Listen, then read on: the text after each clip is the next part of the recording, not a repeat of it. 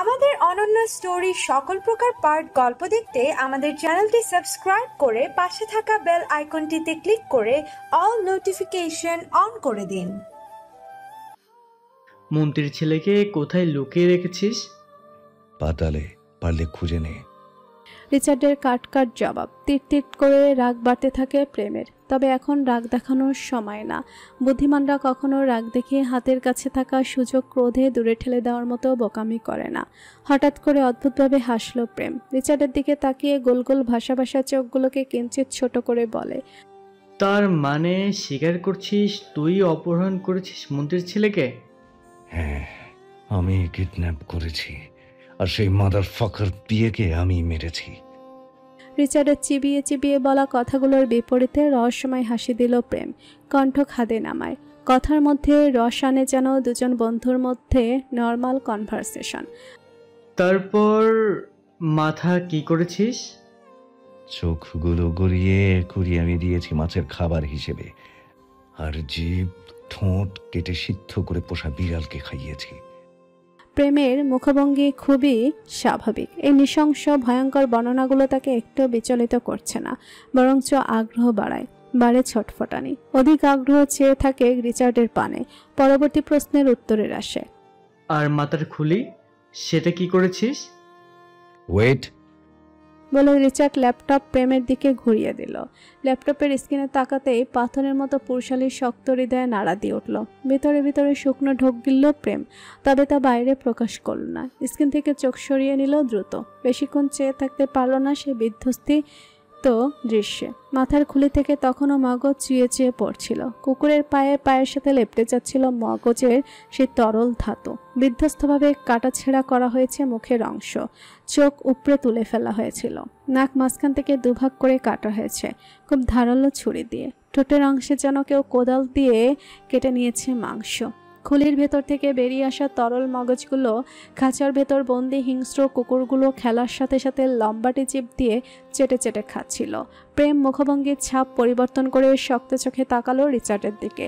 রিচার্ডের ঠোঁটের প্রতিটা বাঁকা হাসি কাটার মতো বিচ্ছে তার শরীরে। রুষ্ট গলায় বলল, কি প্রমাণ আছে যে এটা সুলতান কায়েসের খুলি? প্রমাণ তো তোর হাতে। আবারও অতর্কিত আক্রমণে ভড়কে গেল প্রেম। রিচার্ডের বাক্য শেষ হবার সঙ্গে সঙ্গে লুকাস প্রেমের উপর ঝাঁপিয়ে পড়ল। প্রেম রিচার্ডের সূক্ষ্ম বুদ্ধির কারিশমা দেখে অবাক হলো বটে।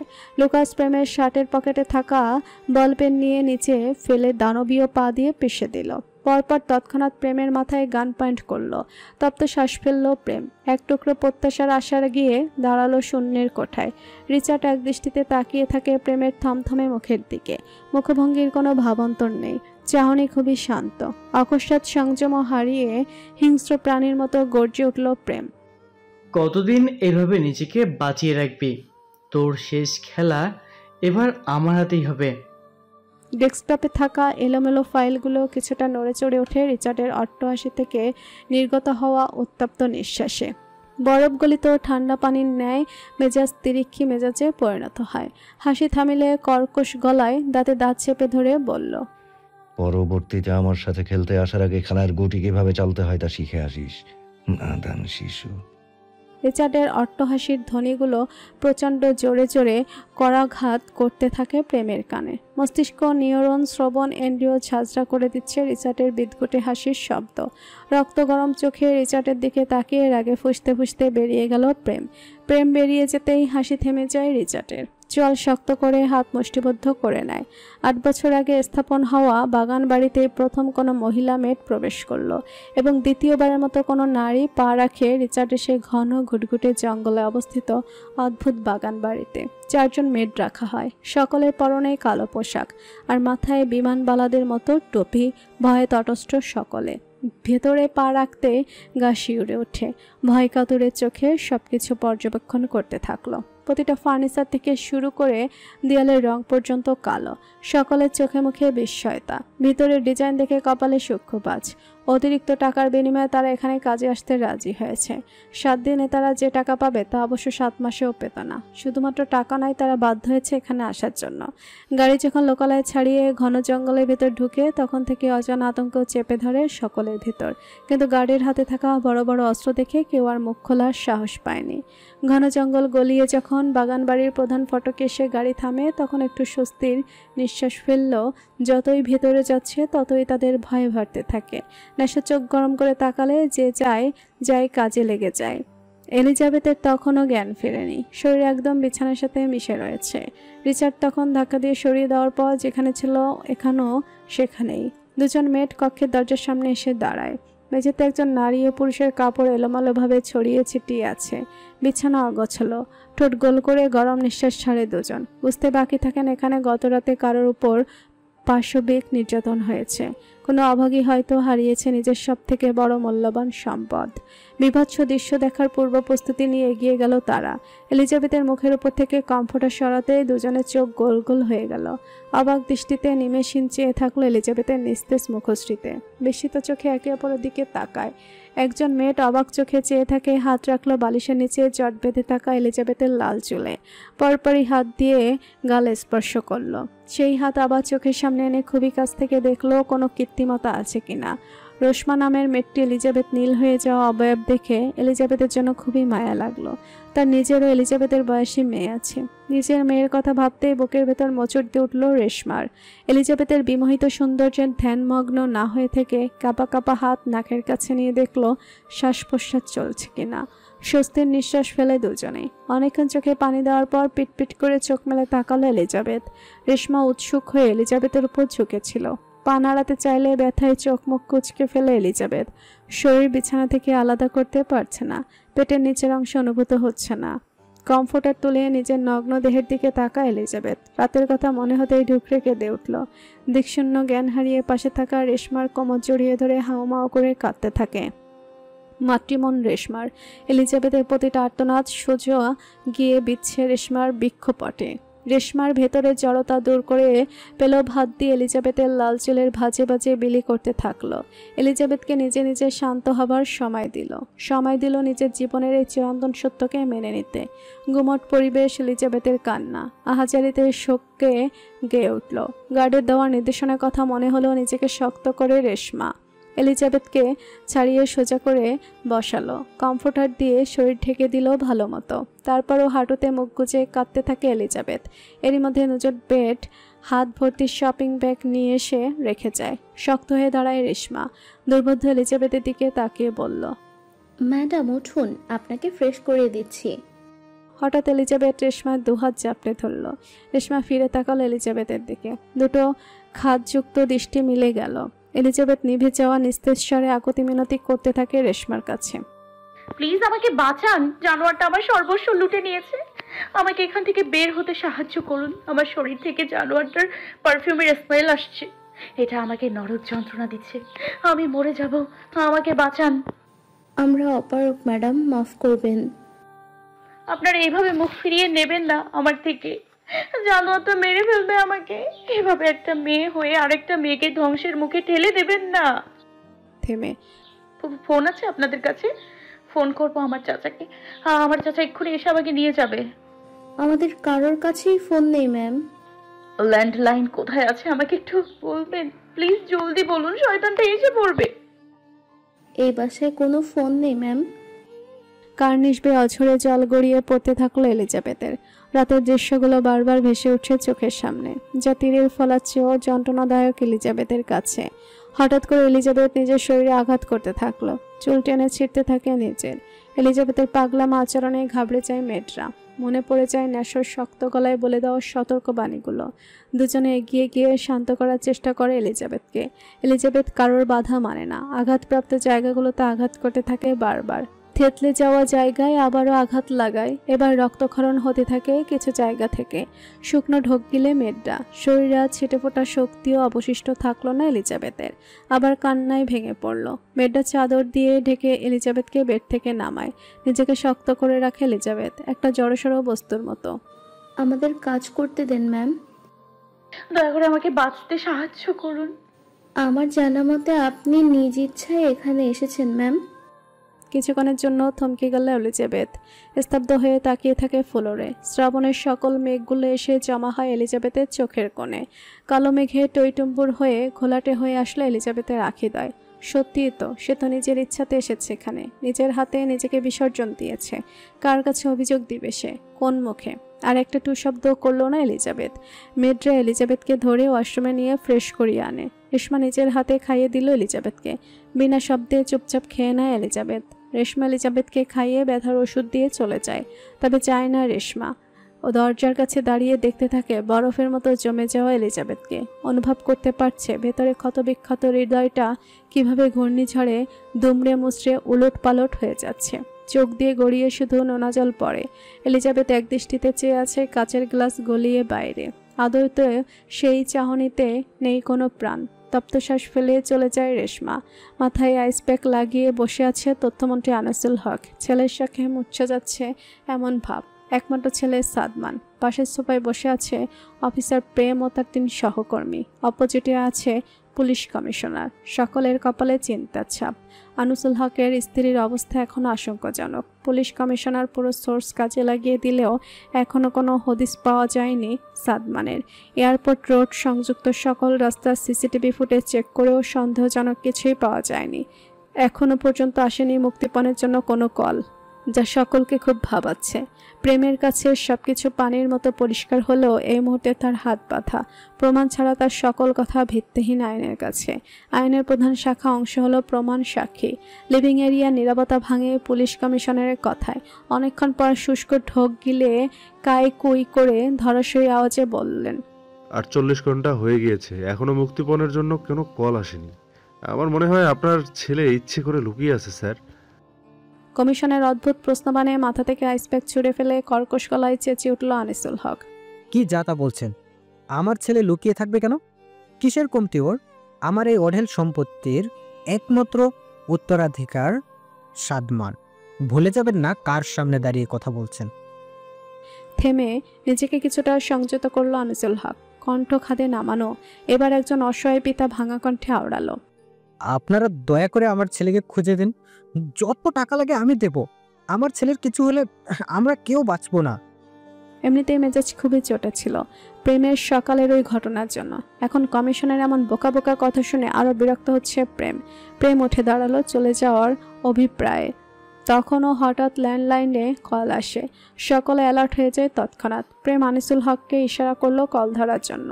সকলের সামনে স্পিকার দিয়ে কল রিসিভ করলো আনিসুল হক। গলা কাঁপছে তার। হ্যালো, ছেলে চাই? চমকে যায় সকলে। এখন আজব কণ্ঠস্বরে। প্রেম বুঝতে পারে ভয়েস চেঞ্জ করে কল করেছে রিচার্ড। চল শক্ত হয়ে আসে প্রেমের। বুকের ভেতর মোচড় দিয়ে ধরল আনিসুল হকের। খই হারিয়ে তড়িঘড়ি করে বললেন, হ্যাঁ হ্যাঁ, আমার ছেলেকে চাই সুস্থভাবে। প্লিজ আমার ছেলের কোনো ক্ষতি করবেন না। কেমন আছে আমার ছেলে? তোর ছেলের ভালো থাকা আমার উপর নির্ভর করছে, আর আমার ভালো মুড নির্ভর করছে তোর কথার উপর। শুকনো ঢোক গিলল আনিসুল হক। বলল, কিসের বিনিময়ে আমার ছেলেকে পাবো? টাকা? প্রেম ধীরে ধীরে নিজের মেজাজ হারাতে থাকে। কিছু বলার জন্য উদ্যত হলে কমিশনার চোখ রাঙিয়ে থামিয়ে দিল প্রেমকে। দাঁতে দাঁত পিষতে থাকে প্রেম। আনিসুল হক কোনো কিছু না ভেবেই বলে দিল, কত টাকা? 50 লাখ। তথ্যমন্ত্রী আনিসুল হক যে খুব সৎ নিষ্ঠাপরায়ণ ব্যক্তি তেমনটা নয়। মন্ত্রিত্বের পাশাপাশি দুর্নীতিতে আষ্টেপৃষ্ঠে জড়িয়ে আছে। টাকার নেই কোনো কমতি।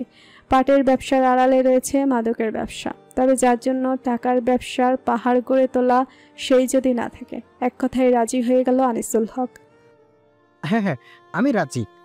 ম্যান ওপাশ থেকে শোনা যায় কারোর গলা ফাটিয়ে হাসির শব্দ। বিচ্ছিরি হাসির শব্দে কান চেপে ধরল সকলে। প্রেম এবার আর ধরে রাখতে পারল না নিজেকে।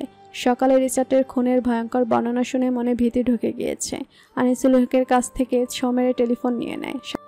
কি প্রমাণ আছে সাদমান এখনো জীবিত আছে? প্রমাণ পাঠাচ্ছি। সাথে সাথে সংযোগ বিচ্ছিন্ন হয়ে যায়। বুকের মধ্যে হাত চেপে ধরে সোফায় গায়ে লিয়ে দেয় আনিসুল হক। চোখের সামনে ঝাপসা হয়ে আসছে সবকিছু। চশমার ফাঁক দিয়ে দুফোঁটা পানি গড়িয়ে পড়ে কার্নিশ পেয়ে। কমিশনার বারবার কাকে যেন কল করছে। সকল পুলিশরা কমিশনারের তিরিক্ষি মেজাজের কবলে পড়ছে 2 দিন যাবৎ। প্রেমের সহযোগীরা ইতিমধ্যে বেরিয়ে গিয়েছে নাম্বার ট্রেস করার জন্য। এক হাতে কোমরে বেঁধে পায়চারি করতে থাকে প্রেম। এত চেষ্টা করেও কোনোভাবে হিসাব মেলাতে পারছে না। সকাল থেকে রিচার্ডের ব্যাপারে স্টাডি করে যা জানতে পেরেছে, রিচার্ড বাংলাদেশি উচ্চ মধ্যবিত্ত পরিবারের ছেলে ছিল। রিচার্ডের পরিবার সম্পর্কে কোনো তথ্যই জোগাড় করতে পারেনি প্রেম। তবে হঠাৎ করে একটা মধ্যবিত্ত পরিবারের ছেলে ইতালির গ্যাংস্টার হয়ে যাওয়ার পেছনের কাহিনী সকলের কাছে অজানা এখনো পর্যন্ত। 8 বছরে রিচার্ড 8 বার দেশে এসেছে, তাও শুধু 2 দিনের জন্য। আনিসুল হকের হিস্ট্রিও চেক করেছে প্রেম। আনিসুল হকের সাথে কোনো পূর্বশত্রুতা নেই রিচার্ডের। সবকিছু কেমন ধোঁয়াশা লাগছে প্রেমের কাছে। সাদমানের অপহরণের পেছনে মূল উদ্দেশ্য কি? রিচার্ড যে শুধুমাত্র টাকার জন্য তথ্যমন্ত্রীর ছেলেকে টার্গেট করেছে তা মানতে নারাজ প্রেম। রিচার্ডের নিজেরই অঢেল সম্পত্তি, মুক্তিপণের টাকা রিচার্ডের কালো ব্যবসার একদিনের ইনকাম। ভাবনার মাঝেই হঠাৎ গাড়ির হর্ন শোনা যায়। সকলে তির্যক বেগে সদর দরজার দিকে তাকালো। দেখা যায় বড় একটা ট্রাক।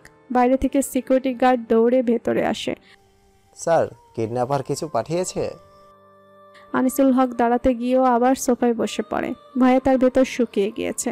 কমিশনার গিয়ে আনিসুল হককে ধরে ধরে নিয়ে যায়। প্রেম সবার আগে ছুটে গেল। এরই মধ্যে ট্রাক ড্রাইভার গায়েব হয়ে গিয়েছে। পুরো ট্রাক খুঁজে কিছুই পাওয়া যায় না। গাড়ির কোনো কাগজপত্র। গাড়ির নেম প্লেটটিও নকল। ক্রোধে ট্রাকে ঘুষি বসালো প্রেম। দুহাতে চুল টেনে ধরে চেঁচাতে থাকলো। হঠাৎ খেয়ালে আসে ট্রাকের পেছন সাইডে চেক করা হয়নি। প্রেম এক লাফে ট্রাকে উঠে ডিকি খুলে দিল। সঙ্গে সঙ্গে বিচ্ছিরি গন্ধে সকলে নাক চেপে ধরে। প্রেম পকেট থেকে রুমাল বের করে নাক চেপে ধরে সামনে এগিয়ে গেল। প্রেমের সুগভীর টান টান চোখ বাইরে থেকে দেখতে থাকলো ড্রামটিকে। বিশাল আকৃতির একটি ড্রাম, যেটা থেকে ড্রেনের ময়লা আবর্জনার পচা গন্ধ আসছে। কপালের ভাঁজগুলো গুটিয়ে প্রেম ড্রামের ঢাকনা খুলল। কালো পচা নর্দমার মাঝে দেখা যায় একটা অর্ধগলিত কাটা আঙুল। মাংসে গলা হাড্ডি বেরিয়ে এসেছে আঙুল থেকে। প্রেম এক দেখে আন্দাজ করে নেয় ঘটনা। চোখের সামনে প্রতিফলিত হতে থাকে কেউ খুবই আক্রোশের সাথে কাটারে দিয়ে টেনে টেনে মাংস ছিঁড়ে ফালি ফালি করেছে। পরবর্তীতে ফালি ফালি করা ছেঁড়া মাংস অ্যাসিড দিয়ে গলিয়ে দিয়েছে। প্রেম সবকিছু নিজের মতো করে সাজিয়ে ড্রামের মুখ ঢাকনা দিয়ে ঢেকে দিল। ফিরে তাকালো নিচে, উৎসুক হয়ে তাকিয়ে থাকা আনিসুল হকের দিকে। আনিসুল হকের ভেজা চোখ দেখে জিনিসটা নিজের মধ্যেই চেপে যায় প্রেম। মাথায় সাজিয়ে নেয় নতুন প্ল্যান। এক লাফে ট্রাক থেকে নেমে সরাসরি আনিসুল হকের সম্মুখে গিয়ে দাঁড়ালো। চিন্তা করবেন না, ট্রাকে কিছু ছিল না। আপনি স্বাভাবিক হন। শুধুমাত্র ভয় দেখানোর জন্য এমনটা করা হয়েছে। আমার মনে হয় কিডন্যাপার আবারও কল দিবে। বলার মধ্যেই আবারও কল আসে ল্যান্ডলাইনে। সকলে ভেতরে ছুটে যায়। এবার কল রিসিভ করে প্রেম। ছোট থেকে এটা তার গড গিফটেড ট্যালেন্ট ছিল যে কারোর ভয়েস নকল করতে পারে প্রেম। Want more? কোথায় টাকা নিয়ে যেতে হবে? That's my boy. আমার ছেলেকে আমি সুস্থ এবং জীবিত চাই, তাও আজকের মধ্যে। আমার রাজ্যে আমার ইচ্ছেতেই হয় সবকিছু। আচ্ছা, কখন? কাল সকাল 10টা, আগারগাঁও স্টেশন। ফোঁস নিঃশ্বাস ছাড়ে প্রেম। কণ্ঠখাদে নামিয়ে বলল। বলার সাথে সাথে কল কাট হয়ে যায়। প্রেমের ঠোঁটের কোণে দেখা মেলে বক্র হাসি। কোনো কথা না বলে প্রেম শীষ বাজাতে বাজাতে সদর দরজা পেরিয়ে গিয়ে নিজের বাইকে চড়ে। উদ্দেশ্য আগারগাঁও স্টেশন। রিচার্ডকে দেখা মাত্র সকল মেট কিচেনে চলে যায়। নেশার কড়া নিষেধাজ্ঞার মধ্যে এটাও ছিল। রিচার্ডের সামনে যেন কোনো মেট না যায়। লম্বা লম্বা পা ফেলে উপরে চলে গেল রিচার্ড। গায়ে তখনও সকলের কালো কোট আর ভেতরে কালো শার্ট। হাতে ঘড়ি খুলতে খুলতে বেডরুমের দিকে এগোতে থাকলো রিচার্ড। দরজা ভেজানো, ভেতরে গুটগুটে অন্ধকার। রিচার্ড লাইট অন করতে শোয়া থেকে দরফরিয়ে উঠে এলিজাবেথ। সকালের পর থেকে একদম স্তব্ধ হয়ে গিয়েছে এলিজাবেথ। একটু আগে এসে রেশমাকে খাইয়ে দিয়ে গেল। এলিজাবেথ নিঃশব্দ খেয়ে নিয়েছিল। 3 বার ওষুধ খাওয়ার পরও এখনও শরীরের ব্যথা কমেনি এক ফোঁটা।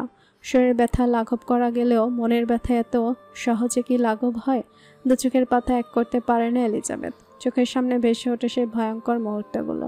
কিভাবে জানোয়ারের মতো পাশবিক অত্যাচার চালিয়ে গিয়েছিল তার উপর সারা রাত। এই প্রথম রিচার্ডকে দেখলো এলিজাবেথ।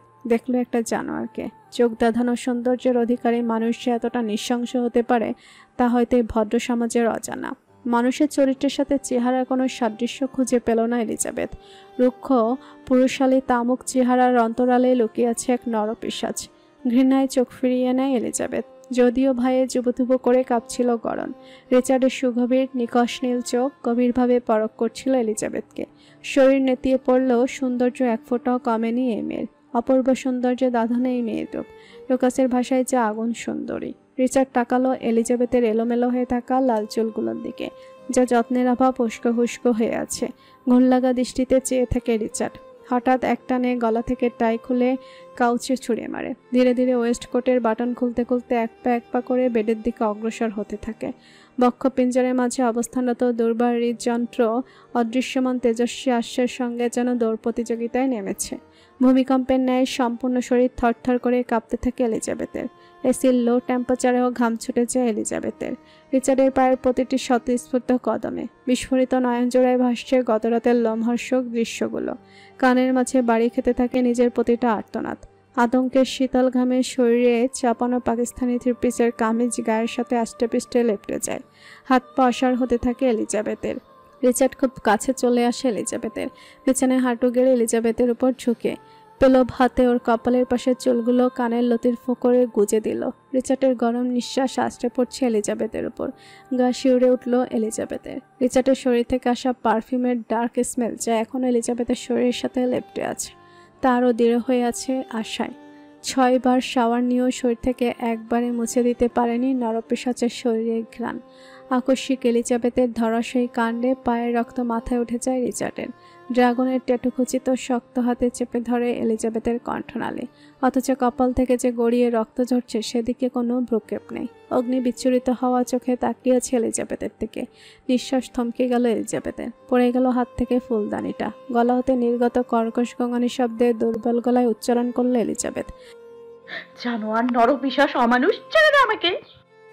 হাতে আরো চাপ প্রয়োগ করলো রিচার্ড। শ্বাস আটকে চোখের কার্নিশ বেয়ে জল গড়িয়ে পড়তে থাকে এলিজাবেথের। রিচার্ড হিংস্র প্রাণীর মতো গর্জে উঠল, কর্কশ গলায় চালালো, এই মেয়ে, আমার সাথে একদম উঁচু গলায় কথা বলবি না। জিভ টেনে ছিঁড়ে ফেলবো, বুঝলি? আমার সাথে কেউ এভাবে কথা বলে না। আবারও মনে করিয়ে দিচ্ছি, টাকা দিয়ে কিনে এনেছি তোকে এখানে। আমার 30 বছরের জীবনে তুই প্রথম মেয়ে যাকে আমি ছুঁয়েছি।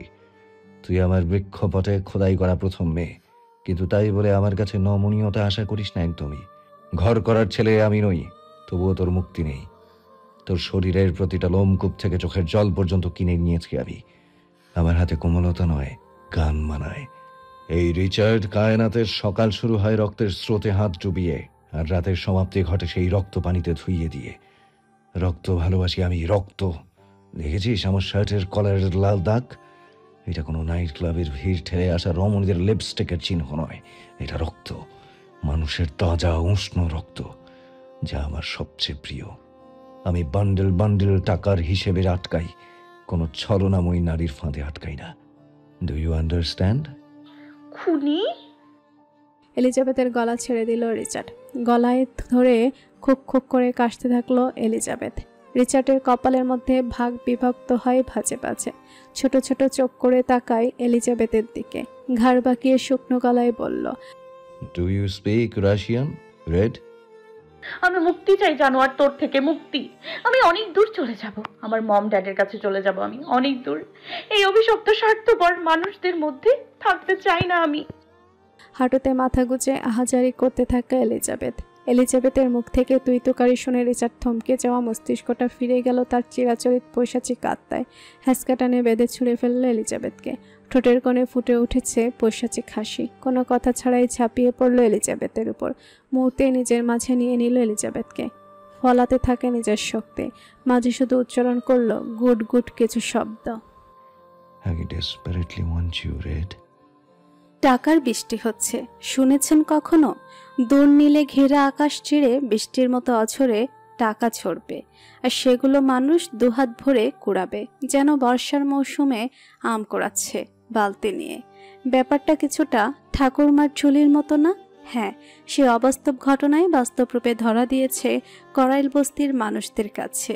এপ্রিলের ভ্যাপসা গরমে শুকিয়ে কাঠ হয়ে যাওয়া হৃদয় ছেয়ে যায় শীতলতায়। অভাবের কারণে দুবেলা পেট ভরে খেতে না পারা মানুষগুলোর হাতে এখন নতুন নতুন 1000 টাকার নোটে হাত ভর্তি হয়েছে। করাইল বস্তি ঢাকার সবচেয়ে বড় বস্তি হিসেবে পরিচিত। এই বস্তিতে অন্তত লাখখানেক লোকের বসবাস, যাদের অনেকেই নদী ভাঙনের শিকার হয়ে এখানে আশ্রয় নিয়েছেন। শিরশির অনুভূতিতে ভিজে গেল সকলের চোখ। ঠোঁটের কোণে স্পষ্ট প্রশান্তিময় হাসি। সকলের ঠোঁট গহ্বরের ফাঁক গলে ছুটে চলল প্রাপ্তের হাসি, যেই হাসি মিশে গেল আকাশে বাতাসে। সকলে দুহাত তুলে দোয়া করছে সে অজ্ঞাত মানবের জন্য। যে ফেরেশতার মতো এসে দুর্দিনে তাদের পাশে দাঁড়িয়ে আছে। আজ করাইল বস্তিতে ঈদের চাঁদ নয়, যেন স্বয়ং চাঁদই নেমে এসেছিল। সকালে বেলা 10:30টার দিকে হঠাৎ একটি হেলিকপ্টার বস্তির আকাশে বারবার চক্কর দিতে থাকে। নিচু দিয়ে ওড়ার কারণে বস্তিবাসীর মনে সন্দেহ আর আতঙ্ক জাগে। অনেকে স্থানীয় থানায় খবর দেয়, বাকিরা দল বেঁধে হেলিকপ্টারের গতিবিধি পর্যবেক্ষণ করতে থাকে। হঠাৎই হেলিকপ্টার থেকে টাকার বৃষ্টি নামতে শুরু করে। সোনালি আলোয় ঝলমল করা টাকার নোটগুলো মাটিতে পড়তেই সকলে হতবাক। কিছুক্ষণেই মাটির স্তর ঢাকা পড়ে ঝকঝকে টাকায়। বিস্ময়ে কুঁকড়ে থাকা বস্তিবাসীরা কিছুক্ষণ পরই সে টাকাগুলো লুফে নেয়। কেউ হাসে, কেউ কাঁদে, কেউ একজন এই বস্তির জন্য এমন অকল্পনীয় উপহার দিল যা সবাইকে আবেগে ভাসিয়ে দিল। সৃষ্টিকর্তার কাছে সে অজ্ঞাতদাতার জন্য সকলে দুহাত তুলে দোয়া করে। করাইল বস্তির এই বিস্ময়কর ঘটনা মুহূর্তেই ছড়িয়ে পড়ে সারা দেশে, আর সেই নাম না জানা মানুষটা হয়ে ওঠে সকলের চোখে এক নায়ক। প্রতিটা অনলাইন প্ল্যাটফর্ম, নিউজে, পেপারে শুধু এখন এই নিউজটাই চলছে। বন্দুক থেকে বের হওয়া বুলেটের থেকেও তীর্যক বেগে ছড়িয়ে যাচ্ছে নিউজটি। কয়েক সেকেন্ডের কিছু ক্লিপও ভাইরাল হয়েছে, কিন্তু তা থেকেও তেমন সন্দেহভাজন কিছুই পাওয়া যায়নি। উপর থেকে স্মোকিং গ্যাস মারার কারণে হেলিকপ্টার শনাক্ত করা যায়নি। শুধু দেখা গিয়েছে কিভাবে উপর থেকে টাকা পড়ছিল ভুবনে। ডেস্কের উপরে থাকা পেপার ব্যাগটি টিভিতে ছুঁড়ে মারে প্রেম। মুহূর্তে খণ্ড খণ্ড ডিসপ্লের টুকরোগুলো মেঝেতে ছড়িয়ে ছিটিয়ে পড়ে। সকল অফিসাররা ভয়ে তটস্থ হয়ে যায় শুকনো ঢোক গেলে। মাহাব সকলকে ইশারা দেয় কেবিন থেকে বেরিয়ে যাওয়ার জন্য। প্রেম রাগে ফুঁসতে থাকে, নিজের চুল দুহাতে টেনে ধরে চেঁচাতে থাকে উম্মাতের মতো। একটুর জন্য ধরতে পারলাম না। উফ, এত বড় ব্লাডার কিভাবে করলাম আমি? প্রেমের গলার পাশ দিয়ে সরু ঘামের স্রোত বইছে, কপালে নীলচে রগগুলো ফুলে ফেঁপে উঠেছে। মাহাব কিছুটা সাহস সঞ্চয় করে এগিয়ে যায়। প্রেমের অগ্নি স্ফুলিঙ্গের মতো জলজল করে অগ্নি জ্বলতে থাকা চোখ থেকে দৃষ্টি সরিয়ে নতদৃষ্টি নিবিষ্ট করে নিচু গলায় বলল, স্যার, কিডন্যাপার নিশ্চয়ই আবার কল করবে। আমাদের ধৈর্য ধরা দরকার। ট্রেনিংয়ে আমাদের এটাই শেখানো হয়েছে। চিবুক শক্ত করে মাহাবের দিকে তাকালো প্রেম। বুক শুকিয়ে এলো মাহাবের। স্মিত স্বরে বলে, সরি স্যার। জিপ বের কর। কোথায় যাবেন স্যার? খেলার শেষ গুটি চালা এখনো বাকি যে। রহস্যজনকভাবে সেকেন্ডে প্রেমের চেহারার লেবাস পরিবর্তন হয়ে যায় মুহূর্তেই। মাহাবের কাছে অদ্ভুত লাগলেও ভেতরের কথা ভেতরেই চেপে রেখে বেরিয়ে গেল। প্রেম অষ্টপুঠে বাঁকা হাসি ঝুলিয়ে একাই হাসতে লাগলো। কিডন্যাপের কথা অনুযায়ী আনিসুল হক শেওড়াপাড়া স্টেশনের 6 নম্বর প্ল্যাটফর্মে একটা আর্মির ব্যাগে ক্যাশ 50 লাখ টাকা রেখে আসেন, কিন্তু সেই ব্যাপারে আগে থেকেই পুলিশ অবগত ছিল। প্রেম আগের দিন গিয়েই নিজের প্ল্যান সাজিয়ে রেখে এসেছিল। তাদের সবকিছু প্ল্যান মতোই চলছে। পুলিশ এবং সিআইডির সংমিশ্রণে টিম তৈরি করা হয়। তারা কিডন্যাপারকে ধরার জন্য নিজেদের মতো প্ল্যান সাজায়। ছদ্মবেশে পুরো স্টেশনে বিছিয়ে যায় পুলিশরা। প্রেম টিটি সেজেছিল, আর তার 3 সহকর্মী প্ল্যাটফর্মের আশেপাশে ছদ্মবেশে ছড়িয়েছিল। ঠিক 10টা একটা ট্রেন এসে থামে শেওড়াপাড়া স্টেশনে। সকালে অ্যালার্ট হয়ে যায় তৎক্ষণাৎ। ঠিক তখনই ট্রেন থেকে অনেক মিলিটারি নেমে আসে। তারা সদ্য ট্রেনিং শেষে ফিরেছে, আর সেই সুযোগ কাজে লাগায় মাস্টারমাইন্ড কিডন্যাপার, যে নিজেও মিলিটারি ড্রেস পরেছিল। সকলের ভিড়ে মিশে সে ওই ব্যাগটি নিয়ে পালিয়ে যায়। পুলিশ ব্যাগটি না পেয়ে কিডন্যাপারকে খুঁজতে থাকে, কিন্তু তার আগেই কিডন্যাপার টাকার ব্যাগ নিয়ে পালিয়ে যায়, সকলে চোখ ফাঁকি দিয়ে। ঠিক তারপরই করাইল বস্তিতে উপর থেকে হেলিকপ্টারে টাকা ফেলা হয়। টেরেসের সাদা প্রিমিয়াম গ্লাসে প্রকৃতি থেকে আগত ফ্রেশ হাওয়াগুলো বারবার বাড়ি খাচ্ছে, ফলে মৃদু শব্দের সৃষ্টি হচ্ছে। পর্দার ফাঁক গলিয়ে টিপটিপ করে আলো আশ্রে পড়ছে সাদা টায়েলে। ফলস্বরূপ আলোক রশ্মির প্রতিফল তৈরি হচ্ছে। তীর্যক রশ্মি চোখে পড়তেই পিটপিট করে চোখ মেলে লাস্যময়ী রমণী এলিজাবেথ। নড়তে চাইলে অনুভব করে কারো শক্ত বাঁধনে আটকে পড়া আছে সে। কেউ আষ্টে পিষ্টে জড়িয়ে রেখেছে নিজের সাথে তাকে। শরীরের জামাগুলো অযত্নে ফ্লোরে ছড়িয়ে ছিটিয়ে পড়ে আছে। মস্তিষ্ক জাগ্রত হয় এলিজাবেথের। একটুও নড়াচড়া করল না, স্তব্ধ নিশ্চুপ হয়ে থাকলো কিছুক্ষণ। শুধু চোখের কার্নিশ বেয়ে উষ্ণ তরল বেয়ে পড়েছে। এলিজাবেথ কাল রাতেও পারেনি নিজেকে বাঁচাতে, হারিয়েছে নিজের নারী সম্পদ আবারও। শ্রাবণের ধারা স্রোতে টইটম্বুর হয়ে আখি যুগল ঘোলাটে হয়ে আসে। মস্তিষ্কে নিউরনে থালাবাসন ঘামা ঝামা ঘষার ক্রিং ক্রিং শব্দে ঝাঁঝরা হয়ে যাচ্ছে। তবুও চোখের পাতা ফেলে না এলিজাবেথ। ফ্ল্যাশব্যাকের মতো সেই পাশবিক নির্যাতনের দৃশ্যগুলো প্রতিফলিত হতে থাকে চোখের সামনে। রিচার্ডের বাহুডোরে আবদ্ধ হয়ে আছে এলিজাবেথ। রিচার্ডের ঠোঁট গহ্বরের ফাঁক গলিয়ে আসা উষ্ণ নিঃশ্বাসগুলি আছড়ে পড়ছে এলিজাবেথের কানের লতিতে। একবারের জন্য ঘুরে তাকায় না এলিজাবেথ রিচার্ডের দিকে। এলিজাবেথের এক হাত এখনো গায়ের ওড়না দিয়ে খাটের সাথে বাঁধা, নাকের সরু পথে লাল তরল শুকিয়ে জমাট বেঁধে আছে, চিবুকে দানবীয় হাতের আঙুলের ছাপ। ছোট্টবেলার সেই স্বপ্নের মতো দিনগুলোর কথা মনে করে ফুঁফিয়ে উঠল এলিজাবেথ। ভাগ্যের নির্মম পরিহাস আজ থেকে কোথা থেকে কোথায় নিয়ে এসেছে। কান্নার ফলে জুবুথুবু করে কাঁপতে থাকে এলিজাবেথের গড়ন। ফলস্বরূপ চোখের পাতায় আদুরে পরশ বোলানো ঘুমটুকো আর ধরে রাখতে পারল না রিচার্ড। শেষমেশ তন্ডা কেটে কাঁচা ঘুমের ইস্তফা ঘটল এলিজাবেথের ফুফানিতে। সকাল সকাল এলিজাবেথের কান্নার শব্দ শরীরের প্রতিটা ঝাঁকুনি রিচার্ডের কর্ণগহ্বরে ইস্পাত ধারণের শব্দের মতো লাগছে। চোখের কার্নিশের রগগুলো হিংস্র হয়ে জেগে ফুলে ফেঁপে ওঠে। নিচের বাহুডোর থেকে পা দিয়ে লাথি মেরে সরিয়ে দেয় এলিজাবেথকে। এলিজাবেথের ক্ষত শরীরটি ছিটকে গিয়ে পড়ে বেড সাইডে। বিশাল আকৃতি বেড হওয়ায় নিচে পড়েনি এলিজাবেথ। একে তো টানা 2 রাত যাবৎ ঘুম নেই, সেই সঙ্গে শরীরের উপর পাশবিক অমানবিক নির্যাতন। নিজেকে আর সংযমে রাখতে পারল না এলিজাবেথ। হাউমাউ করে কাঁদতে থাকে। কিন্তু এই যান্ত্রিক মানবের কাছে যা বিষের ফলার মতো, বিরক্তিকর আর নেকামো। একটু বিলোচিত হচ্ছে না, করছে না রিচার্ডকে। এলিজাবেথের নীল হয়ে যাওয়া মুখশ্রী, ভেতরে শুকিয়ে কাঠ হয়ে যাওয়া বক্ষপেঞ্জর। উঠে বসল রিচার্ড। কপালের মধ্যে ভাগ প্রসারিত হয় বিরক্তিকর সূক্ষ্ম ভাঁজে ভাঁজে। এলিজাবেথের ভেতরে জমাট বেঁধে থাকা কষ্টগুলো অগ্নি স্ফুলিঙ্গের মতো করে দাউ দাউ করে জ্বলে উঠল। মেরে ফেলুন না আমাকে, মেরে ফেলুন। এভাবে তিলে তিলে শেষ করার চেয়ে মেরে ফেলা অনেক ভালো। আপনার মতো জানোয়ারের সংস্পর্শে থেকে প্রতিটা মুহূর্ত কলঙ্কিত হচ্ছে আমি। এভাবে বাঁচতে চাই না আমি। এর থেকে মৃত্যু শ্রেয় আমার জন্য। সকাল সকাল পর্যাপ্ত ঘুমের অভাব হলে সাধারণ সকলেরই মেজাজে চটে থাকে, কিন্তু সেখানে যদি হয় কোনো হার্টলেস, হিংস্র, নর ও খাদক, দানবীয় মানব, তাহলে তো প্রসঙ্গ সেখানে সমঝোতার বাহিরে। রিচার্ডের মেজাজ তীর তীর করে বেড়ে গিয়ে ঠেকল মস্তিষ্কের উপরিভাগে, পাতলা চামড়ার তালুতে। থমকে যাওয়া মস্তিষ্কটা ফিরে গেল তা চিরাচরিত পৈশাচিক আত্মায়। রিচার্ড গভীর জঙ্গলে রাজ করা হিংস্র জন্তুর মতো ঝাঁপিয়ে পড়ল আড়ষ্ট এলিজাবেথের উপর। হাতের বাঁধন খুলে চুলের মুঠি ধরে টেনে নিয়ে আসে নিজের কাছে।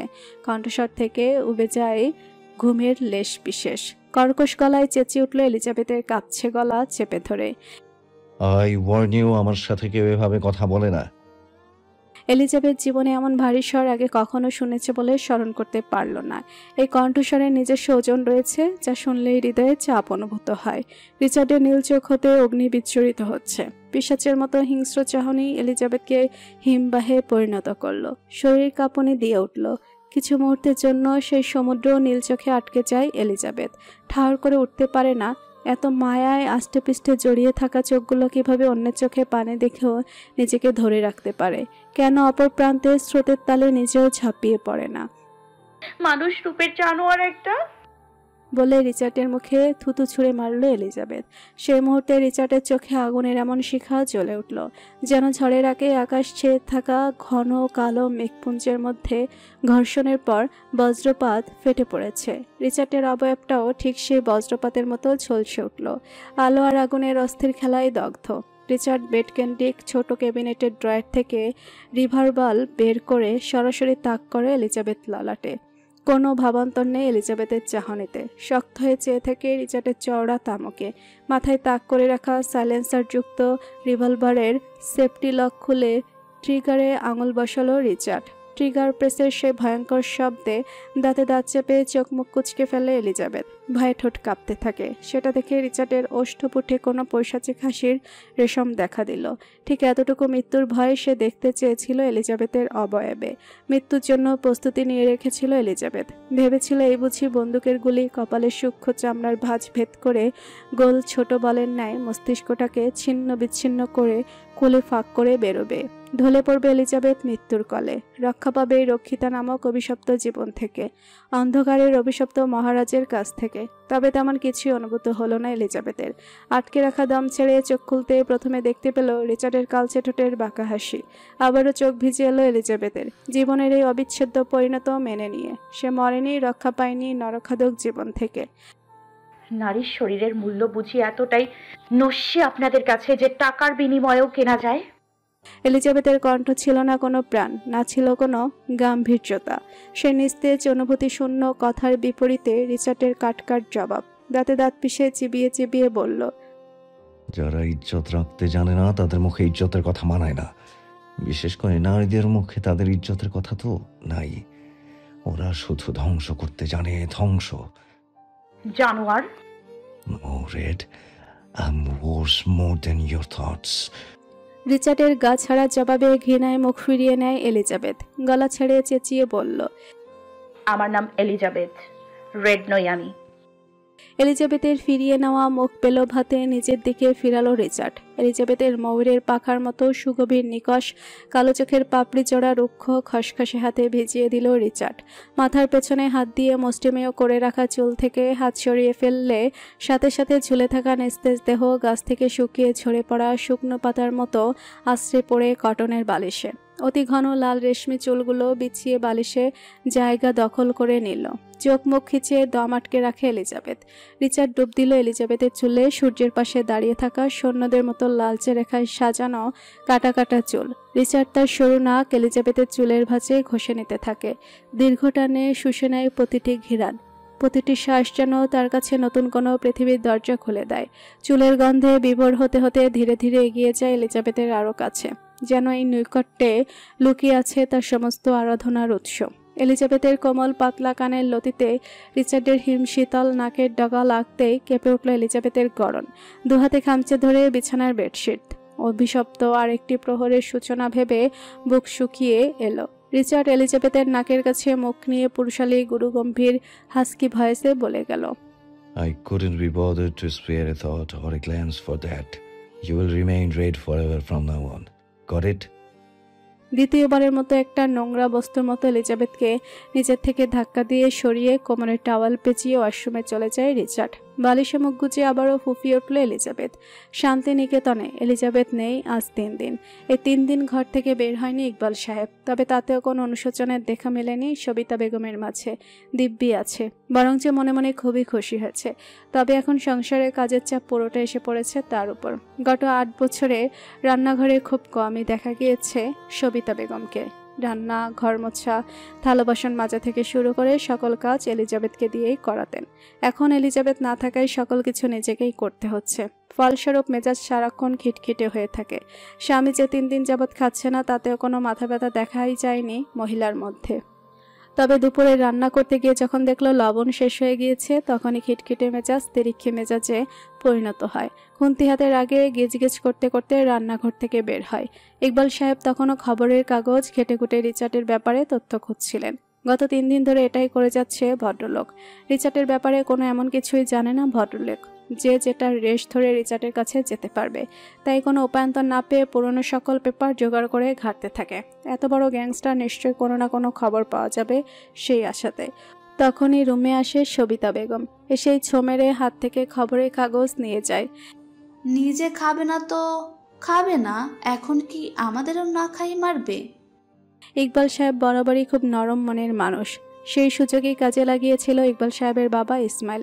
জোর করে নিজের থেকেও বয়সে বড় সবিতা বেগমের সাথে বিয়ে দেয় শুধুমাত্র বন্ধুর কাছে দেওয়া কথা রাখার জন্য।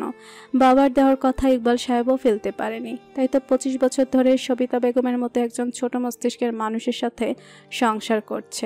স্ত্রীর দিকে চোখ গরম করে তাকালেন ইকবাল সাহেব। কাগজটা দাও সবিতা। দেয় না সবিতা বেগম, উল্টে আরো জোরে চেঁচালো, পরের মেয়ের চিন্তার শোকে মরে যাচ্ছ। নিজের ছেলে যে কাল থেকে বাড়ি ফিরছে না সেটা একবারও খোঁজ নিয়ে দেখেছো? টান দিয়ে পেপারটি নিয়ে নেয় ইকবাল সাহেব। তার ছেলের হাসি দিয়ে বলল, কোথায় আর থাকবে তোমার গুণধর ছেলে? গিয়ে দেখো মদ খেয়ে রাস্তায় ঘুমিয়ে আছে। তুমি বাবা না অন্য কিছু, ছেলের জন্য একটু চিন্তা হয় না তোমার? সারা জীবন শরীরে জড়িয়ে রাখা নম্রতার চাদর আর ছুঁড়ে ফেলে শক্ত গলায় চেঁচিয়ে উঠল ইকবাল সাহেব, তুমিও তো একটা মা হয়ে আর একটা মায়ের জীবনকে কিভাবে পারলে ধ্বংসের মুখে ঠেলে দিতে? বুক কাঁপলো না তোমার একবারের জন্যও? মাতৃ মন বাধা দেয়নি তোমাকে? একবার ভেবে দেখেছো আমার ফুলের মতো বাচ্চাটার উপর এখন কি পাশবিক নির্যাতন হচ্ছে? একটা মেয়ে হয়ে বুঝতে পারছো না সেই কষ্টটা? আজ যদি আমাদের ইবরাতের সাথে এমন হতো, তখন কি পারতে এত স্বাভাবিক থাকতে? কত আশা করে এলিসা আমার হাতে তুলে দিয়েছিল পবিত্র ফুলটাকে, আমি পারিনি আমার কথা রাখতে। ঘৃণা হচ্ছে আমার নিজের উপর, আমি চোখ বন্ধ করতে পারছি না। আমি চোখ বন্ধ করলেই এলিজাবেথের সেই করুণ চাহনি ভেসে ওঠে চোখের সামনে। ঘৃণা করি আমি তোমাদের, ঘৃণা। চোখের জল মুছতে মুছতে ঘর থেকে বেরিয়ে গেল ইকবাল সাহেব। সবিতা বেগম স্তব্ধতায় জমে যায়, চোখের পলক পড়ছে না, এখনো একদৃষ্টিতে সামনে তাকিয়ে আছে। পর্দার আড়াল থেকে ইবরাত বেরিয়ে আসে, কাঁধে কারোর হাতের স্পর্শে হতচেতন হয়ে ফিরে সবিতা বেগম, পিছন ফিরে তাকায় ইবরাতের দিকে। ইবরাতের চোখের পাতা কাঁপছে। আম্মু, এলিজাবেথের জায়গায় আমি হলেও কি তুমি এমন কঠিন হয়ে থাকতে?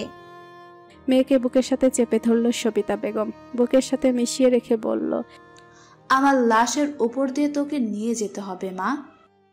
ইবরাতের গলা ভেজা, বলল, তাহলে এলিজাবেথকে কেন নিয়ে যেতে দিলে আম্মু? ইবরাতকে বুক থেকে ঝাড়া মেরে সরিয়ে দিল সবিতা বেগম, রুষ্ট গলায় বলল, যা করেছি সব তোর জন্য, এভাবে বাপের মতো রূপ ধরিস না ইবরাত। তখন তুইও এলিজাবেথের বোন হিসাবে শিকার যাসনি। তখন ইজ্জতের ভয় চেপে বসেছিল আম্মু, কিন্তু প্রতিটা নারীর কাছেই তো তাদের চরিত্র খুবই মূল্যবান। আমার এখন খুব কষ্ট হচ্ছে আম্মু। এলিজাবেথকে ওর রূপের জন্য হিংসে করলেও ওর এত বড় ক্ষতি কখনো চাইনি। আমার জীবন বাঁচাতে গিয়ে নিজেকে বিসর্জন দিয়েছে এলিজাবেথ। সবিতা বেগম কোনো প্রত্যুত্তর না করে হনহনিয়ে চলে যায়। সেও যেন সম্মুখীন হতে চাইছে না নিজের বিবেকের কাছে। ইবরাত মায়ের চলে যাওয়া দেখে ঠোঁট গোল করে ফোঁস নিঃশ্বাস ছাড়ল। ভিতরে ভেতরে দুমড়ে মুচড়ে যাচ্ছে আত্মগ্লানিতে। সব থেকে বড় আদালত হলো মানুষের বিবেক, যেখানে কোনো বিরোধী পক্ষের আইনজীবীর প্রয়োজন হয় না অন্যায়গুলোকে টেনে টুনে সামনে আনার জন্য।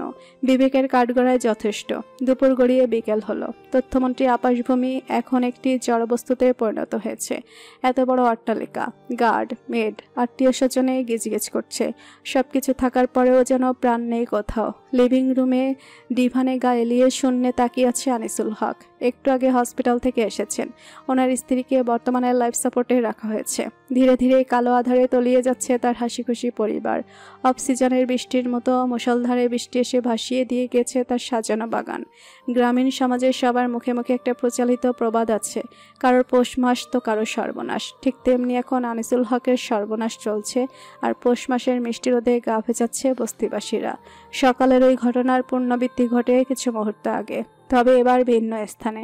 নিউ মার্কেটের পাশের বস্তিতে আবারও টাকার বৃষ্টিপাত হয়, যা তুমুলভাবে সাড়া তুলে দিয়েছে পুরো দেশে। তবে এখন এর সূত্রপাত পাওয়া যায়নি। তথ্যমন্ত্রী আনিসুল হকের ছেলে নিখোঁজের খবর ধামাচাপা পড়ে যায় এই ঘটনায়। এখন প্রতিটি নিউজের হেডলাইনে থাকছে গরিবের হিরো। কমিশনার চুপচাপ পাশের সোফায় বসে আছে। এত চেষ্টা করে এখনও চুল সমপরিমাণ কোনো তথ্য পাওয়া যায়নি। পুরো পুলিশ ফোর্স লাগিয়ে দেওয়া হয়েছে। সকালের রাতের ঘুম, খাওয়া নাওয়া হারাম হয়ে গিয়েছে। প্রতিটি জায়গায় আবারও নতুন করে শুরু থেকে চিরুনি তল্লাশি দেওয়া হচ্ছে। মনেস্টার স্টিকারে মডিফাই করা দামি বাইকটি এসে জোরে ব্রেক কষল সদর দরজার সামনে। মাথা থেকে হেলমেট খুলে উস্কো খুস্কো চুলগুলোকে হাত দিয়ে আশ্রে ঠিক করে নিল প্রেম। কালো সিল্কি চুলগুলো দক্ষিণের দমকা হাওয়ায় উড়ু উড়ু করছে।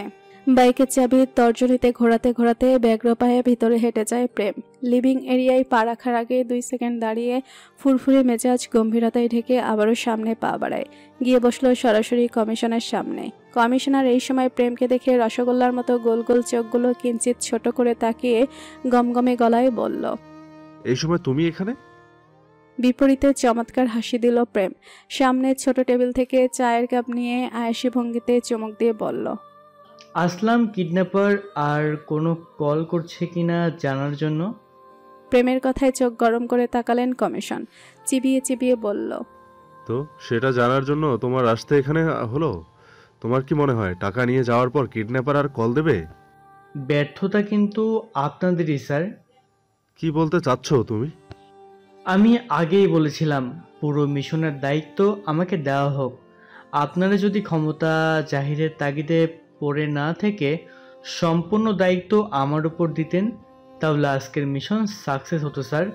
Sorry for being so straight forward. বয়সে এত ছোট আর জুনিয়রের কাছ থেকে এহেন কথায় চল শক্ত হলো কমিশনারের। রুষ্ট গলায় বললেন, তা কিভাবে মিশন সাকসেস করতে শুনি, যেটা আমরা 50 সদস্যের টিম মিলে করতে পারিনি? তা 4 সদস্যদের তোমরা কিভাবে করতে? প্রেমের কণ্ঠস্বর খুবই স্বাভাবিক বলল। আমি হলে সবার আগে সিসিটিভি ফুটেজ মনিটরিং করতাম। এবার চুপসে যায় কমিশনের শক্ত চল। আসলেই তো আগে কারোর মাথায় স্টেশনের সিসিটিভি ফুটেজের কথা আসেনি। পরবর্তীতে আসলেও ততক্ষণে সেই সময়ের ফুটেজ মেমোরি থেকে কেটে ফেলে অপহরণকারীরা। প্রেম আরও কিছু বলবে যাবে তার আগেই আনিসুল বিরক্তে উচ্চারণ করে বললেন, থামবেন আপনারা? এখানে কি কৌতুক শোনাতে এসেছেন? স্যার, আপনি উত্তেজিত হবেন না, আপনার হার্টে প্রবলেম আছে। কমিশনারের কথা এবার নিজের নিয়ন্ত্রণ হারালো আনিসুল হক। ঠুকরে কেঁদে উঠলেন, চোখে পানি সমেত ভাঙা গলায় আওড়ালো, সাদমানেরও যে ছোট থেকে হার্টের সমস্যা।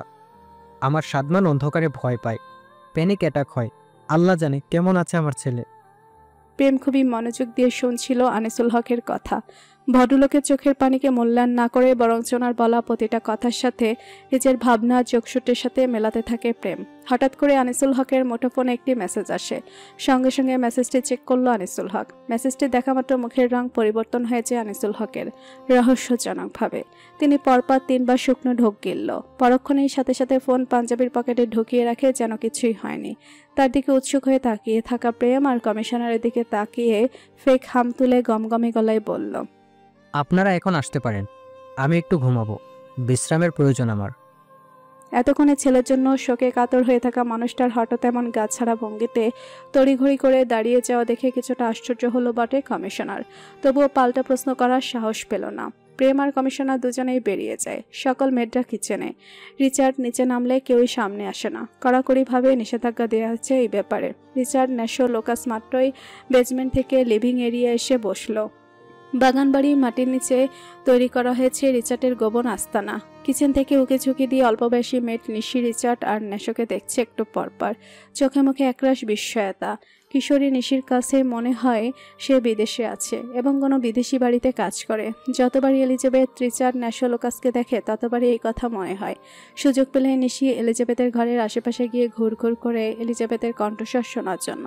তার মধ্যে খুব আগ্রহ জানার এত সুন্দর মেয়ের কণ্ঠস্বর কেমন। কিন্তু এখনো পর্যন্ত এলিজাবেথের নিঃশ্বাসের শব্দও শুনতে পায়নি সে। এলিজাবেথের কাছে যাওয়া সকলের নিষেধ, শুধু রেশমা ব্যতীত। সেদিনের পর রেশমার সাথেও আর কথা বলেনি এলিজাবেথ। রিচার্ডকে এই দুদিনে এটা নিয়ে দ্বিতীয়বারের মতো দেখল নিশি। ওর নজর বেশি যায় রিচার্ডের নীল চোখে আর ন্যাসরতি ফর্সা মুখে। লুকাসের দিকে তাকালেই ভয় করে তার দানবীয় শরীর দেখে। তাই সবসময় লুকাসের দিক হতে দৃষ্টি সরিয়ে রাখে নিশি। রেশমা খেয়াল করে নিশিকে, চোখ রাঙিয়ে দিয়ে তাকায় নিশির দিকে। মরতে চাও? টেবিলের ওপরে অস্ত্রগুলো দেখেছো? মিয়ে যায় নিশি, চুপসানো গলায় বলে, আমার কি দোষ? এরা কত সুন্দর, আমার শুধু দেখতেই ইচ্ছে করে। আমার মনে হয় আমি জান্নাতে আছি। এত সুন্দর মানুষ আমি এর আগে কখনো দেখিনি। রেশমা ডিশওয়াল করতে করতে জবাব দিল, কতগুলো গার্ড যে হাতে কি নিয়ে ঘুরে নিশ্চয়ই দেখেছো। ওরা জাহান্নাম দেখিয়ে দেবে। আমি তো শুধু ওদের 3 জনকেই দেখি। কত সুন্দর আল্লাহ। না না, 2 জন, ম্যাডাম আর স্যার। ওটারে সাথে বিদেশি বিলাইয়ের মতো লাগে। আমাদের স্যার কি সুন্দর, কত লম্বা, উফ, একদম হিরোদের মতো। লজ্জা পাওয়া ভঙ্গিতে মুখ ঢেকে ফেলল নিশি। চোখে মুখে খুশি উপচে পড়েছে। তপ্ত শ্বাস ফেলে রেশমা। কাজ করতে করতে মনে মনে আওড়ালো, সব সৌন্দর্য সৌন্দর্য হয় না, কিছু সৌন্দর্য অভিশাপ। যেমন আগুনের শিখা, যা একদিকে আলো দেয়, অন্যদিকে সবকিছু পুড়িয়ে ছাই করে। সৌন্দর্যের মুখোশের আড়ালে কখনো লুকিয়ে থাকা বিষাক্ত বিষাদ, যা ছুলে জীবন হয়ে ওঠে অন্ধকারের গভীর এক অতল। অ্যাশট্রে ভর্তি হয়ে যায় সিগারেটের অবহেলিত ডগার অংশে। সিগারেটের বিষাক্ত ধোঁয়ায় লিভিং এরিয়া স্পেস মত্ত। কোনো সাধারণ মানুষ এখানে থাকলে মুহূর্তেই তার দম আটকে যাবে। টেবিলের উপর সারি সারি করে সাজানো মদের বোতল, পোলমোস রেকটিফিকোয়ানি ভটকা, বিশ্বের সবচেয়ে শক্তিশালী মদ। এটি সংশোধন করা পোলিশ স্পিরিট, যা সাধারণ হোম ডিস্টিলাররা তাদের নিজস্ব স্বাদযুক্ত ভদকা তৈরি করতে ব্যবহার করে। এটি সরাসরি পান করে যায়। তবে যেহেতু এটি কার্যত বিশুদ্ধ অ্যালকোহল, এটিতে একটি শক্তিশালী কিক রয়েছে, তাই এটি সাধারণত সুপারিশ করা হয় না পানি ছাড়া খাওয়ার জন্য। কিন্তু রিচার্ড ন্যাশো লোকাস অবিলম্বে খেয়ে যাচ্ছে পানি ছাড়াই। রিচার্ডের হাতে উইস্কির গ্লাস, বৃদ্ধাঙ্গুল তর্জনী আর মধ্যমা দিয়ে চেপে একটু পরপর কালচেটে ঠোঁটের ফাঁক দিয়ে টেনে নিচ্ছে ভিতরে বিষাক্ত পদার্থ। সেই সাথে তাদের পরবর্তী কিংলিং মিশন নিয়ে আলোচনা করছে। ন্যাশো আর লোকাসের হাতে মার্টিনের গ্লাসের সরু নলের মতো অংশ দু আঙুলের ভেতর চেপে ধরে নাড়িয়ে নাড়িয়ে খাচ্ছে আর রিচার্ডের দেওয়া দিক নির্দেশনাগুলো মনোযোগ দিয়ে শুনে যাচ্ছে। টেবিলের উপর রাখা বিভিন্ন ধরনের মেশিন গান, মাফিয়া ও গ্যাংস্টার সমাজে প্রচলিত 34টি বিশেষ শটগান এবং তৎকালীন টমি গান রয়েছে, যা তারা তাদের মিশনে ব্যবহার করা হয়ে থাকে। আল ক্যাপনের 1911 বন্দুকটি দেখতে টমি গানের মতো হলেও এটি সত্যিকারের দক্ষ শুটারদের ফার্স্ট চয়েস। এই সুইটহার্ট M1911 নিলামে $1 মিলিয়ন বেশি দামে বিক্রি হয় প্রতিটি ব্যক্তির জন্য, যার মূল্য 18 মিলিয়ন হয়। ম্যাকগার্না এটা ব্যবহার করত তাদের মিশনে। টেবিল থেকে এই গানটি নিয়ে কোটের ভেতরের পকেটে রাখলো রিচার্ড। টমি গান ছিল জ্যাক এমগার্নের পছন্দের অস্ত্র ছিল। পশ্চিমের বাফেলো বিল সেন্টার প্রতিদ্বন্দ্বী গ্যাংস্টারের কাছ থেকে রাস্তার ওপারে খোলা জানালা থেকে হাইমি ওয়েসকে হত্যা করতে তিনি তার প্রিয় থমসপন ব্যবহার করেছিলেন। ম্যাকগান পরে একজন প্রো গলফার হয়ে ওঠেন এবং সেই অনুযায়ী একজন থমসন তার ক্যাডির মতে সবসময় তার গল্ফ ব্যাগে থাকতেন। একসাথে 200 গুলি একসাথে লোড করা যায় এই গানে।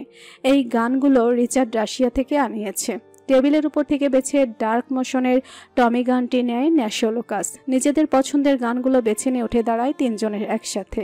ন্যাশো লোকাস গানের সেফটি লক খুলে ট্রিগারে আঙুল ঘুরিয়ে গান চেক দিতে দিতে উঠে দাঁড়ায়। হঠাৎ রিচার্ডের জলদ গম্ভীর গলায় ধমক শুনে চমকে চোখ তুলে তাকায় সামনে। Stop, red. এলিজাবেথের রুমের দরজা বাইরে থেকে লক করে রাখা হতো সবসময়, তবে আজ হয়তো অসাবধানতায় লক করতে ভুলে গিয়েছিল মেড। সেই সুযোগেই বেরিয়ে আসে এলিজাবেথ। রিচার্ডকে নিচে দেখতে পেয়েও দম নিয়ে সাহস সঞ্চয় করে গুটিয়ে গুটিয়ে সিঁড়ি ভেঙে নিচে নামে। আজ এই সুযোগে পালাতে না পারলে আর কখনো এখান থেকে এলিজাবেথ বের হতে পারবে না, তাই এলিজাবেথ এই দুদিনে বুঝে গিয়েছে। রিচার্ডের কথা বলার সুযোগ কাজে লাগিয়ে নগ্ন পায়ে ভয়ের সংকীর্ণতায় গুটিয়ে সদর দরজার দিকে এগিয়ে যাচ্ছিল এলিজাবেথ। তবে হঠাৎই পেছন থেকে রিচার্ডের এহনো ভারী কিশোরে বুক শুকিয়ে যায়। তবুও পিছন না ফিরে আহত শরীরে দৌড়ে ছুটে যায় সামনে। লম্বা লম্বা পা ফেলে 4 কদমে এলিজাবেথকে ধরে ফেলল রিচার্ড। হাত মোচড়ে পেছনে নিয়ে পিঠের সাথে চেপে ধরে রিচার্ড। ব্যথায় নীলচে আভা দেখা দেয় এলিজাবেথের অবয়বে। গালের পানি শুকিয়ে দাগ হয়ে যাওয়া পথ ধরে আবার স্রোত বইল। রিচার্ড দাঁতে দাঁত চেপে রুক্ষ কর্কশ গলায় অনর্থক হাসি হেসে চাপা স্বরে বলল, এত সোজা? আজ চুপ থাকলো না এলিজাবেথ। সহসায় দুর্বল গলায় চেঁচিয়ে উঠল। মেডরা কিচেন জোনের আড়াল থেকে লুকিয়ে লুকিয়ে দেখছে। রেশমা অসহায় চোখে তাকিয়ে আছে এলিজাবেথের দিকে। যেতে দিন আমাকে। Let's begin the killing mission. নিস্তব্ধ পিনপতন নীরবতায় ঢাকা বেজমেন্ট ঘেরাও করে রেখেছে লাশ পচা ঘুটঘুটে বিচ্ছিরি গন্ধ। চারিপাশ জনবিচ্ছিন্নহীন একে অবিচ্ছেদ্য অভিশপ্ত পরিত্যক্ত অংশের মতো আধারে ঘেরা। এক চিমটি পরিমাণ রোশনাই আলোর দেখা নেই এই বিষাদে আবির্ভূত গমট পরিবেশে। জঙ্গল থেকে ভেসে আসছে হিংস্র জীব জন্তুর কর্কশ গর্জন, গা শিউরে দেওয়ার মতো। অহর্নিশে ভোবো করছে এক ঝাঁক জঙ্গলি মশা, যা শুনশান নিস্তব্ধ পরিবেশে যুদ্ধের পূর্ব প্রস্তুতি হিসেবে ইস্পাতের উপর চিকচিক। ফকফকা বালি দিয়ে হাতিয়ার ধারণার মতো ঝাঁঝালো শব্দের মতো মস্তিষ্ক, নিউরন, শ্রবণ ইন্দ্রিয় ঝাঁঝরা করে দিচ্ছে। স্যাঁতস্যাঁতে মেঝের নিচ থেকে উবলে বেরিয়ে আসতে চাওয়া লাশের পচা দুর্গন্ধ পেটের মধ্যে মোচড় দিয়ে পাকস্থলী উগড়ে ভেতরে খাদ্যকণাগুলো বেরিয়ে আসতে চাইছে বারবার। বক্ষপিঞ্জরের মাঝে অবস্থিত দুর্বোধ্য হৃদযন্ত্র ততস্থ হয়ে ধীরে ধীরে প্রতিক্রিয়া জানালে দ্বিমত পোষণের পায়তারা করছে। নিস্তব্ধতা আস্তরণে বন্দি পড়ে যাওয়া বেজমেন্টে শুধু কর্ণপাত হচ্ছে শক্ত টায়ালের উপর পড়া টপ টপ পানির শব্দ, যা গড়িয়ে লুটোপুটি খাচ্ছে উড়ু হতে পায়ের পাতার নিস্তেহাংশে। তবে সেটা কোনো পানি পড়ার শব্দ নয়। বেজমেন্টের সিলিং থেকে শুরু নলের ফাঁক গলিয়ে ফিনকির মতো ফোটা ফোটা উষ্ণ তরল লাল পদার্থ পড়ছে সরাসরি মস্তকে। সাদা কালো মিশ্রণের কিশলার ফাঁক গলিয়ে গলিতে কার্নিশ বেয়ে পুরুষালী রুক্ষ ঘাড়ে আশ্রে পড়ছে। ইতিমধ্যে সফেদ সাদা শুভ্র পাঞ্জাবি রংধনুর প্রথম সারিতে থাকা রঙে তলিয়ে গিয়েছে। হৃৎপিণ্ড চেপে ধরে আতঙ্কে, হাড় কাঁপানো ঠান্ডা হাওয়ায় রক্তে রঞ্জিত পাঞ্জাবি, শরীর থেকে নির্গত আতঙ্কের শীতল ঘামে কায়াতে আষ্টেপৃষ্ঠে জড়িয়ে যায়। হঠাৎ করেই বিকট বিস্ফোরিত শব্দে কেঁপে ওঠে আনিসুল হকের কায়া। এটা কোনো গ্রানেড বোমা বিস্ফোরণের শব্দ নয়, স্মোকিং গ্রাসের। ভয়ভীতিতে তটস্থ হয়ে থাকা আনিসুল সামান্য সংগোপন শব্দে থরথর করে কাঁপতে থাকে। বিস্ফোরিত নয়নজড়ায় ভাসছে পরবর্তী নরদৃশ্য নৃশংসতার সাক্ষাৎ। অন্দরমহলে হতে থাকা ধ্বংসযোগ্য নরকের শাস্তির তুলনায়ও নগণ্য আনিসুল হকের অভিসাম্য মতে। হঠাৎ করে প্রচণ্ড শব্দ করে বেসমেন্টের শাটার ক্রমে ক্রমে উপরে উঠতে থাকে। শাটারে ফাঁক গলিয়ে বাইরের ল্যাম্পপোস্টের আলোয় কিঞ্চিত আলোকিত করে অন্ধকারে অভিশপ্ত বেসমেন্ট। লোচন যুগল হতে কোনই সরিয়ে ঢেকে রাখা আতঙ্কিত শস্য প্রকাশ্যে এনে কাঁপা কাঁপা চোখের পাতা মেলে সামনে তাকালেন তিনি। শারীরিক ভারসাম্য হারিয়ে শরীরের সাথে আষ্টেপৃষ্ঠে সাদা দড়িতে বেঁধে থাকা চেয়ার নিয়ে মেঝেতে মুখ থুবড়ে পড়ল আনিসুল হক। শরীর অধিকারে কাঁপতে থাকে, সামনের বিভৎস দৃশ্য চাক্ষুষ অবলোকন হওয়ায়। উন্মুক্ত ফটকের সামনে স্মোকিং গ্রাসের ধোঁয়ায় ন্যায় ছাই রঙের বাষ্প গলিয়ে ব্যগ্র পায়ে 3 দানবীয় মানবের অশালীল রূপ, পায়া থেকে মস্তক পর্যন্ত সম্পূর্ণ কালোতে আবৃত। প্রান্তভাগের মাথায় ঝুলিয়ে রাখা কালো হোমবার্ক টুপির জন্য আকৃতি অস্পষ্ট। প্রান্ত পায়ে হাঁটার ফলে উড়ু হতে পায়ের মধ্যভাগ অংশ পর্যন্ত থাকা ওভারকোটের রেল ল্যান্ডিং প্রান্ত হাঁটুতে বারবার বাড়ি খেয়ে ঘর্ষণের সৃষ্টি হচ্ছে। নির্কশ কালো রঙের ওভারকোটে শক্তপোক্ত বলিষ্ঠ লম্বা চওড়া দেহের অধিকারী 3 মানবকে আধো অন্ধকারে যমদূতের মতো লাগছে। মাঝখানে ছোট শটগান নিয়ে তেড়ে আসছে অভিশাপ বিষাদের রাজা। তার 2 পাশে সিপাহী হিসেবে 2 বাহাদুর, রক্ষক হিসেবে আসছে বিশাল আকৃতি মরণশীল অস্ত্র নিয়ে। রাশিয়ান মার্কেটে এই কালো ওভারকোটগুলো হান্টিং কোট নামে পরিচিত। 1920-এর এডিশনের হার্লি উইনিন স্টাইলের মাফিয়া শো একই সাথে ওভারকোটের মেটাল বাটনের চকচকে সাদৃশ্য অংশ দেখা যাচ্ছে। শুধু কালো 3 মূর্তি মানবের অবছায়। সম্পূর্ণ কালোতে তলিয়ে থাকার কারণে 3 যান্ত্রিক মানবকে মিশরীয় মমির মতো লাগছে, তাছাড়া ভিন্ন কিছুই না। ধীরে ধীরে সুস্পষ্ট হয় ছায়াগুলো। হঠাৎ করে মেঝেতে লুটিয়ে জুবুথুবু হয়ে কাঁপতে থাকা আনিসুল হকের মাথার উপর বহু পুরাতন লাল বাতি জ্বলে উঠল। গোল খাঁচার মতো ঝুলে থাকা খাঁচার ভেতর থেকে রোশনাই আলো আসছে। ফলস্বরূপ স্পষ্ট আন্দাজ করা যায় ঠিক আনিসুল অভিব্যক্তি কতটা বিভৎস, অকুতভয়ী, হৃৎপিণ্ড দেহখানা কতটা আতঙ্কগ্রস্ত। আলোর নিচে আসলো 3 জন, ঠোঁটের আগায় জড়ো হওয়া রহস্যের ঘনঘটা ঝুলিয়ে। আনিসুল চোখের পাতার কাঁপুনি বন্ধ হয়। কিছু মুহূর্ত ক্রোধে মটমট করতে থাকা ধারালো একটি চোয়াল এবং তার দুপাশে ঢালের মতো দাঁড়িয়ে থাকা অত্যন্ত স্বাভাবিক অভিব্যক্তির চোয়ালগুলোর পানে চেয়ে থেকেও সরু শেষ পর্যন্ত হিসেবে মিলিয়েও ঠাওর করতে পারল না আনিসুল হক এরাকে। কি ক্ষতি করছে এদের, যার ফলস্বরূপ আজ এখানে এত ষড়যন্ত্র, এত এত অযাচিত ক্ষুব্ধতায়। আনিসুল হকের হিসেবে মতেও তিনি ওদের কোনো ক্ষতি করেনি এই জীবনে। গলায় দলা পাকিয়ে থাকা কুণ্ডলিগুলো শক্ত ঢোক গিলে পিষে ভেতরে ঠেলে বিষাদ রাজ্যের রাজার সুখবীর। নিকষ নীল চোখ হতে অগ্নিশিখা বিচ্ছুরিত হওয়া মানবের দিকে তাকিয়ে গতিহারা হৃৎস্পন্দন তোয়াক্কা না করে দুর্বল গলায় ঝাঁঝালো গলায় চেঁচালো, আমার ছেলে কোথায়? আর আমাকেই বা এখানে আটকে রেখেছেন কেন? টাকা পাওয়ার পরও আর কি চাই? হাঁটু ভেঙে পড়ে থাকা আনিসুল হকের মুখের সামনে শটান দাঁড়িয়ে আছে রিচার্ড। হিংস্রতার প্রভাবে বিড়বিড়িয়ে ওঠে ওর পৈশাচিক আত্মার সাইকো মস্তিষ্ক।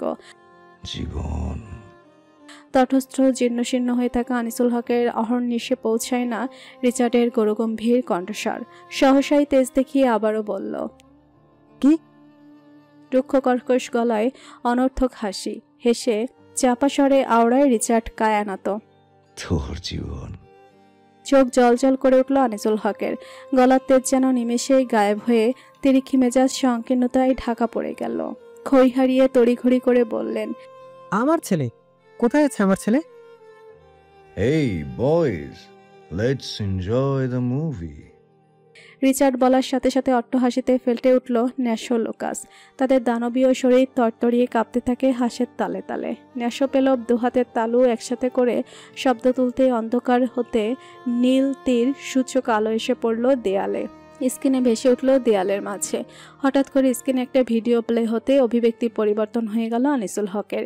স্ক্রিনে প্লে হতে থাকা ভিডিও স্কিপের প্রতিটি সেকেন্ড তীরের ফলার মতো যন্ত্রণাদায়ক আনিসুল হকের কাছে, যা সোজা গিয়ে বিচ্ছে তার বৃক্ষপটে। অনবরত চেঁচাতে থাকলেন, আমার ছেলেকে বের কর কফিন থেকে, ও মারা যাবে, নিঃশ্বাস নিতে কষ্ট হচ্ছে ওর। সাদা মানের আঙুলের কাটা অংশ লক্ষ্য না করে কফিনের মধ্যে দেখামাত্র অস্থির হয়ে উঠল আনিসুল হক। আধার থেকে আসা নীল তীর্ষচোখ আলোক রশ্মি আবার আধারেই বিলীন হয়ে যায়। অঝরে চেঁচাতে থাকলেন আনিসুল হক। প্রাণপ্রিয় ছেলের এই করুণ দশা কোনোভাবেই মেনে নিতে পারছেন না, কোনো পিতার পক্ষে সম্ভবত না মেনে নেওয়া।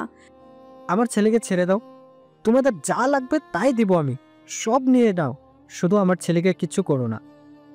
পৈশাচিক হাসির ঝলকানির দেখা মিলে রিচার্ডের ঠোঁটে।